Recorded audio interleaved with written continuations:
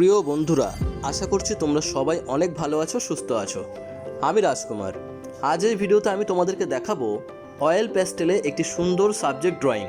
মনে রাখতে হবে যে কোনো সাবজেক্ট ড্রয়িংয়ের ক্ষেত্রে যে হিউম্যান ফিগার বা যে সমস্ত ফিগারগুলি থাকবে সেগুলিকে তোমাকে আগে এঁকে নিতে হবে, যেমনটা তোমরা এখানে দেখতে পাচ্ছ। আমি এখানে কিন্তু হিউম্যান ফিগারটিকে আগে এখানে করলাম, আর এরপর আস্তে আস্তে এর পেছনে যে বস্তুগুলি থাকবে সেগুলিকে করতে হবে। আবার কালারের ক্ষেত্রে কিন্তু সম্পূর্ণ উল্টো, অর্থাৎ কালারের ক্ষেত্রে যে বস্তু পেছনে আছে সেই বস্তুকে কিন্তু আগে কালার করতে হবে। তো এটা তোমাদের মাথায় রেখে কিন্তু কাজ করতে হবে।